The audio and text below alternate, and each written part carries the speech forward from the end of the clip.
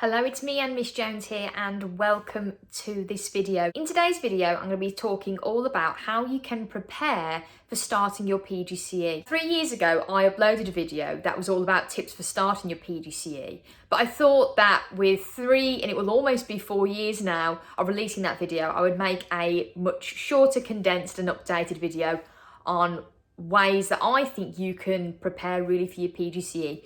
Again, all of these things are based from my experience and based from what I would suggest. The first thing that you want to do is research your provider and try to, if you can, research into the schools that you're going to be placed at.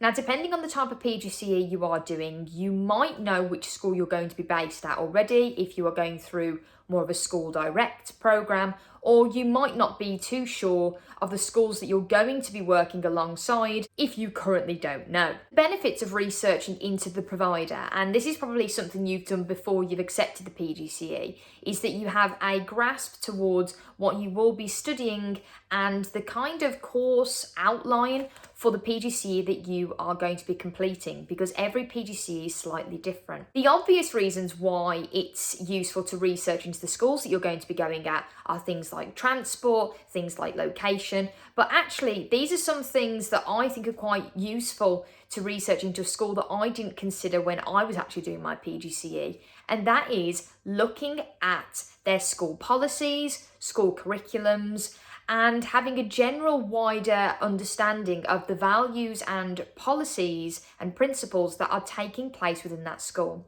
This can really benefit you because you have more of an insight towards what the school is like before you've actually gone through the doors. The next thing that I would consider if starting my PGCE now is thinking about structuring your week. I think it's important to be aware of adaptation and flexibility during your PGCE year, because not only will you be completing assignments, but you will also be doing pretty much everything that is expected from a teacher throughout your PGCE journey. So what I mean by structuring your weeks, be aware of the outline and the responsibilities that you are going to be expected from both a course perspective and a teacher perspective.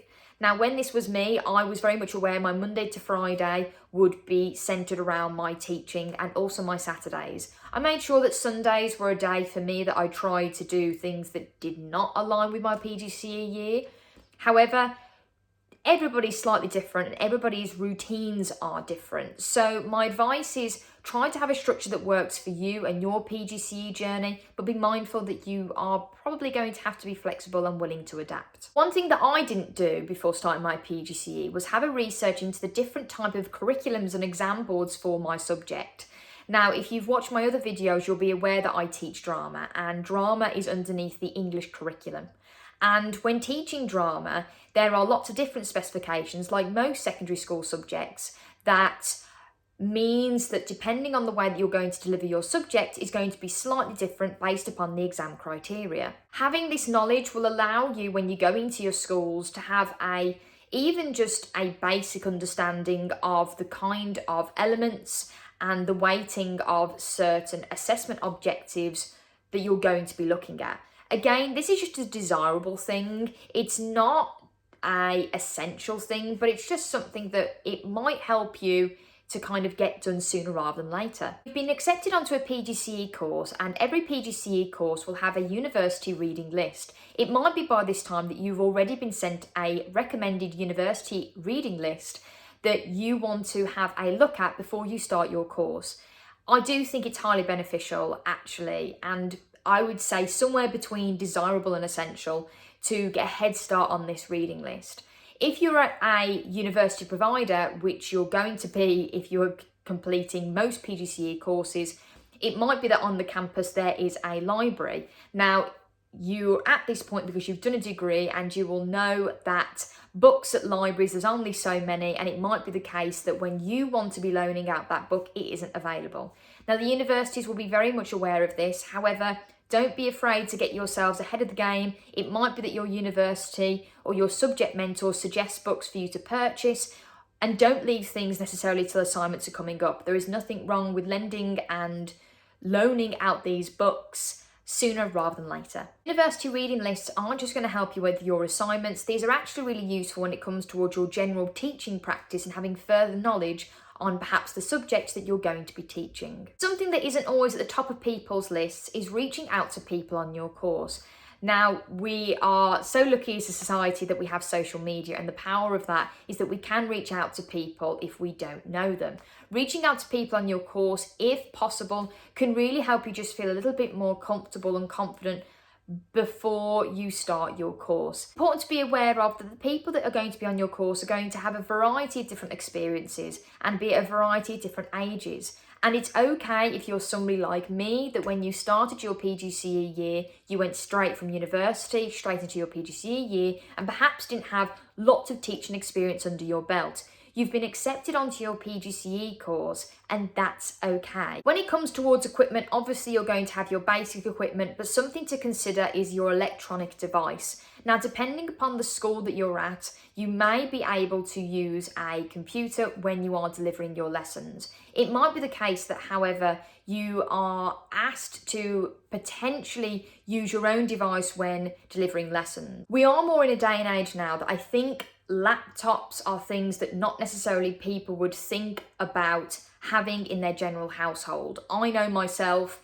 that I have my work laptop and I have tablets. I did have, luckily enough at the time, a laptop that I could use for my PGCE year, and this was crucial and essential when it came towards the delivering, the planning of my lessons, but everything that encompasses your PGCE year. Don't though worry if you're sat there and thinking, I don't have a laptop that I'm going to be able to use. Ask your universities and ask your school providers. They will be able to tell you. It might be a situation that your school provider is able to lend you out a laptop. However, like I've already said, the benefits of having a laptop is that when you go home, you're going to be able to complete work, and it's a device that is your own. And finally, lots of people ask me about experience, and lots of people ask me, how can you, what did you do before you started your PGCE year? And there are some things that I did, but in all honesty, my last piece of advice is to trust the journey. It's okay that at this moment you don't know everything about teaching, because if you did know everything about teaching and you knew how to teach, why would you be completing a PGCE year? Have faith in yourself that this is going to be a journey and you're going to learn things. Nobody else on your PGCE course is going to know absolutely everything about teaching, as they wouldn't be doing the course alongside you as well. So trust the process and just enjoy this year that you're about to go on. Those are my tips for how you can prepare for the start of your PGCE year. If you found this useful, please comment below, and if you do have any questions, I'll try to get back to you as soon as I can. Thank you very much for watching, and I hope you have a successful and enjoyable year.